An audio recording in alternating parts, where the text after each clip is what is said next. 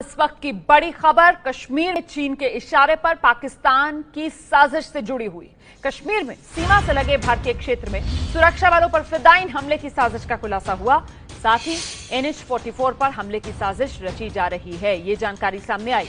हमले को अंजाम देने के लिए फिदायीन आतंकी कश्मीर में घुस चुका है। साथ ही आतंकवादियों की कई टीमें बॉर्डर पर मौजूद हैं। चीन के इशारे पर पाकिस्तान ने यह पूरी साजिश रची है। दरअसल चीन चाहता यह है कि भारत जो है वो अब पाकिस्तान की तरफ LOC पर उलझ जाए ताकि LAC से भारत का फोकस कम हो।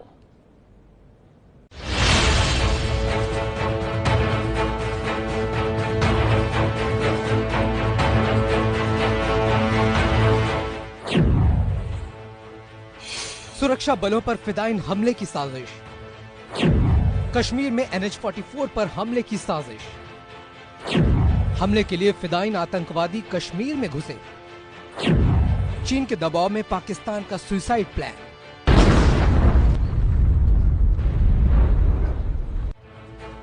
पिछले एक हफ्ते से पाकिस्तान ने सीमा पर गोलीबारी बढ़ाई और इसी की आड़ में आतंकियों को सीमा पार कराने की साजिश कर रहा है पाकिस्तान।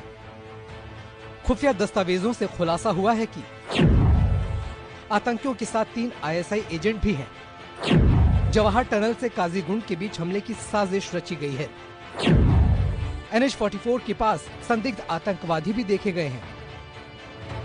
खुफिया दस्तावेज के मुताबिक पुलवामा में लश्कर और हिजबुल के आतंकियों के साथ 3 विदेशी आतंकवादी देखे गए। पिछले महीने ही पुलवामा में जैश के आतंकियों की सुसाइड अटैक की साजिश सुरक्षा बलों ने नाकाम की थी।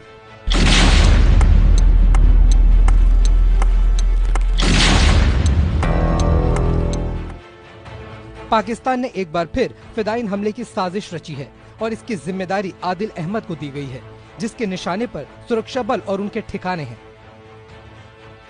गलवान में मुख्य खाने के बाद चीन ने पाकिस्तान को हमले के लिए उकसाया है, लेकिन सुरक्षा बल मुस्तैदी से तैनात हैं। घाटी में पाकिस्तानी आतंक को जवाब देने के लिए और गलवान में चीन को सबक सिखाने के लिए।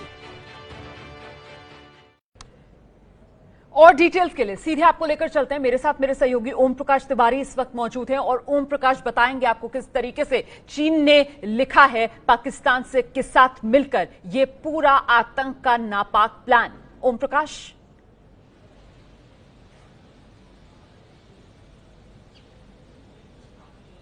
ओम प्रकाश, आपको मेरी आवाज मिल रही है? जी रोमाना। जी ओम प्रकाश, विस्तार से बताइए दर्शकों को किस तरीके से ये चीन ने पाकिस्तान के साथ मिलकर आतंक की साजिश का ये नापाक प्लान रचा है। बिल्कुल रोमाना, मैं आपको बता दूं कि भारत के जिस तरह के ठोस और कड़े इरादे हैं चीन को लेकर, उसको लेकर चाइना के हुक्मरान बुरी तरह से बौखला गए हैं और उन्हें पता है कि आमने सामने की लड़ाई में कोई फायदा नहीं है। लिहाजा एक साजिश के तहत पाकिस्तान को एक बार फिर शह दी गई है कि वो LAC की तरफ से ध्यान भटकाने के लिए LOC की तरफ अपनी कार्रवाई शुरू करे। और इसी साजिश के तहत पाकिस्तान ने एक लंबे अरसे के बाद आतंकवादियों के साथ अपने ISI के एजेंट भी उतारे हैं। मैं आपको बता दूं कि मेंढर जो घाटी है पाकिस्तान के अंदर, वहां का जो बॉर्डर एरिया है, वहां पर आतंकवादियों की एक टीम मौजूद है जहां पर 3 ISI के एजेंट भी शामिल हैं। सबसे महत्वपूर्ण बात यह है रोमाना कि ISI के एजेंट अगर आतंकवादी गुटों के साथ चलेंगे तो उसकी सबसे बड़ी खासियत होती है कि बॉर्डर पर जितनी जो भी पाकिस्तानी फौज है वो उनको पूरा सपोर्ट करती है, वो चाहे जैसे भी सपोर्ट करनी है। चीन के इशारे पर पाकिस्तान लगातार गोलाबारी कर रहा है और इस गोलाबारी का मकसद केवल भारत को लड़ाई के लिए उकसाना नहीं है। इसका मकसद है कि इस गोलाबारी के जरिए जो भारतीय फौजें हैं उनका अटेंशन डाइवर्ट हो और उसकी आड़ में आतंकवादियों के जो गुट बॉर्डर पर मौजूद हैं वो भारतीय सीमा में प्रवेश कर जाएं।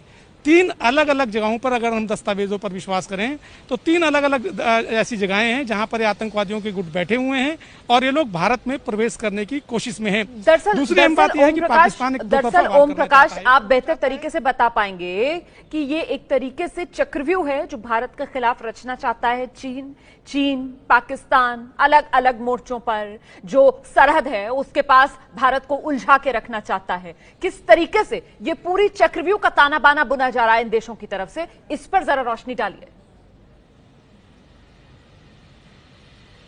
देखिए, मैं आपको बता दूं रोमाना कि चाइना ने एक तरफ LAC पर जो हरकत की और उस पर भारत ने मुंहतोड़ जवाब दिया अब वो चाहता है कि दुनिया के सामने केवल ये ना जाए कि जो है भारत हमसे लड़ाई कर रहा है या हमसे झड़प हो रही है।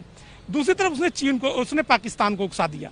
अब पाकिस्तान की तरफ से भी गोलाबारी हो रही है, उसके आतंकवादी प्रवेश करने की कोशिश कर रहे हैं। और दूसरी अहम बात यह कि जो दूसरा वार है उसका, कि जो उसके घाटी में आतंकवादी मौजूद हैं, उनसे कहा गया है कि वो बड़े पैमाने पर फिदायीन अटैक करें, सुरक्षा बलों पर हमले करें और ऐसी कार्रवाई करें जिससे भारतीय शासक जो है, भारत के लोग परेशान हो जाएं।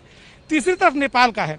नेपाल में भी जो नेपाली फौज है उसने बॉर्डर पर 3 अलग अलग अपनी नई पोस्टें खोल ली हैं।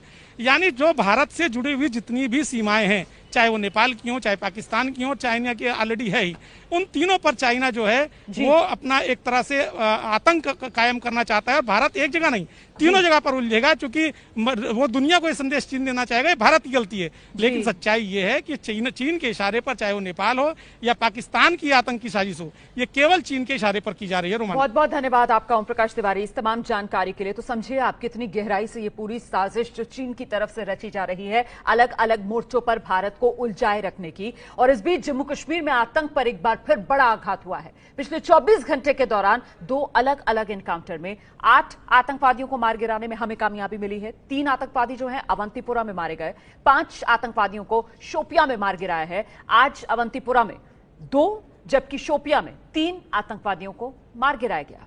वहीं कल अवंतीपुरा में 1 और शोपियां में 2 आतंकवादी मारे गए थे। तो डटकर हमारे सुरक्षा बल आतंक का सामना कर रहे हैं, उसे मुंह तोड़ जवाब दे रहे हैं। अवंतीपुरा के पंपोर इलाके के मीज गांव में कल सुबह 5 बजे एनकाउंटर की शुरुआत हुई थी। 1 आतंकवादी कल ही मारा गया था, बाकी 2 बचे आतंकवादी गांव की मस्जिद में छिप गए थे। दोनों आतंकवादियों से सरेंडर करने की अपील की गई, लेकिन वो नहीं माने और इसके बाद जम्मू कश्मीर पुलिस के स्पेशल ऑपरेशन ग्रुप के जवानों ने आज सुबह दोनों आतंकवादियों को मार गिराया।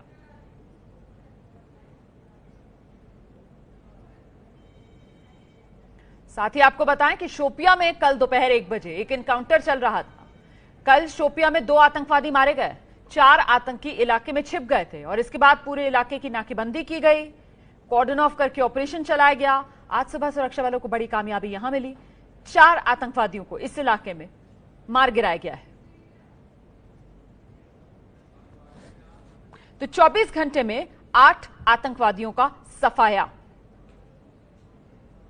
कश्मीर घाटी में ये बड़ी कामयाबी